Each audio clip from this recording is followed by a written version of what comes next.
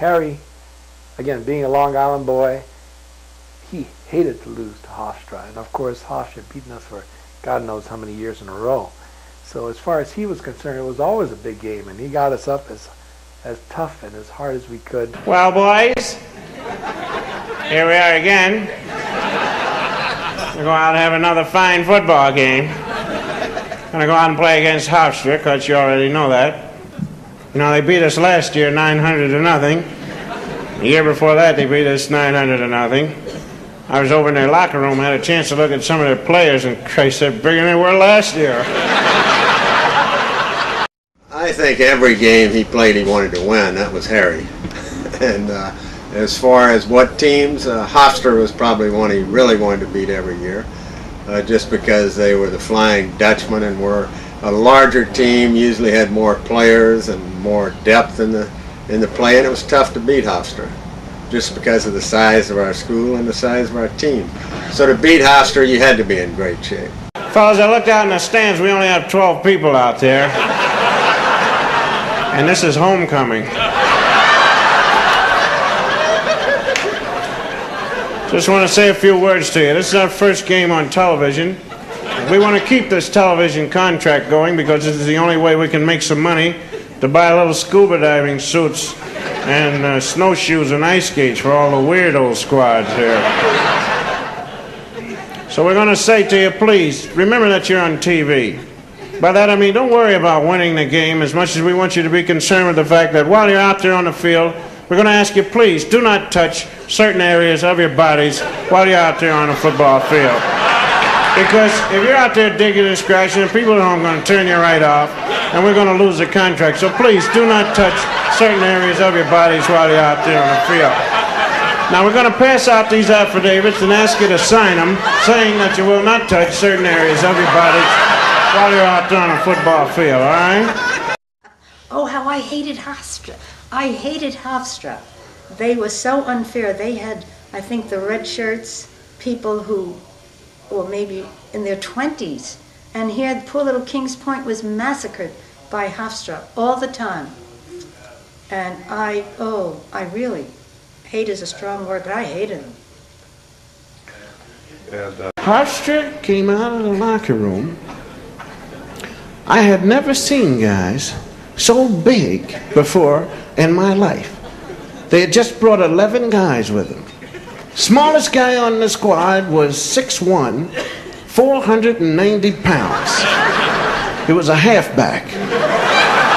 Ran 109-1, had long teeth hanging out of his mouth. Every one of them just had one eye in the center of the forehead.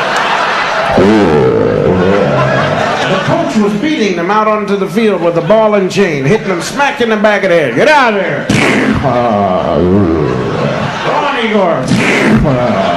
What's good, Igor? First team said, oh God, don't look at him. If you don't look at him, you won't get scared. Second team went crazy. Guys are ripping their clothes off. I can't play naked! Because we didn't like the coach for one thing. He used to really stick it to Harry. I forget his name. I can still see him though. His name was Howdy Myers. Howdy Myers. Howdy Myers, that's the name. Oh, did I dislike him. Because, I guess it's because Harry disliked him and that he had all these red shirts or green shirts, whatever they were back then, and that wasn't fair. That you just, and I used to see them practicing, and I used to say, how could he do that? And then he has all these animals playing against Kings Point.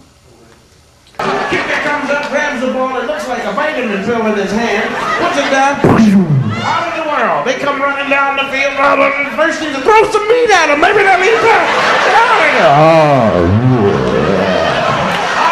First and 10, we run a play, there's a pile of dust, 11 Hofstra guys still standing. 11 Templemen out cold on the ground.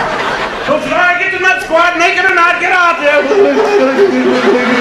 We're carrying them off, and as we're carrying them off, I swear I heard one Temple guy on the ground say, can we get up now? No, you move, I punch you right in the mouth, so help me. Get out of there. They always were a talent, another level. Howdy Myers and company over there, they always talked about, you know, they'd be wearing these black uniforms. They always looked like they were giants compared to the Kings Point club, you know. Off there, the coach, all right, get out there, second team, let's go. We got a quarterback that's 2-1. All right, run the kamikaze play on one. All right, kamikaze. Cosby up the middle, the whole team off the field. Break! We break out of the huddle, the quarterback goes up and says, shift! 1, 2, bing, gives me the ball. I take one step and I look, and there's a hole.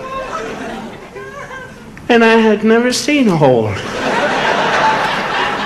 Playing for Temple.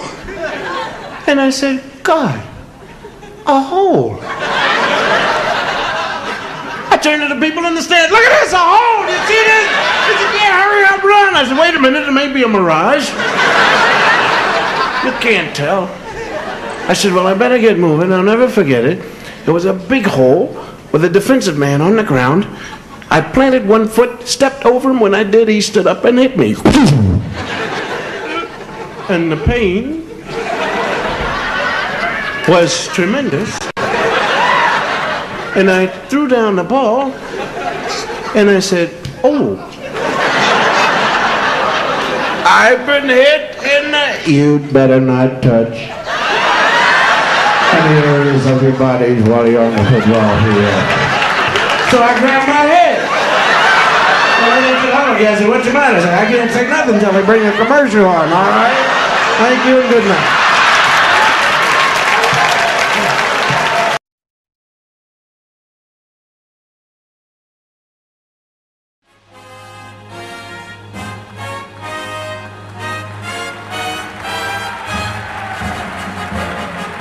God bless America, land that I love. Stand beside her and guide her through the night with a light from above.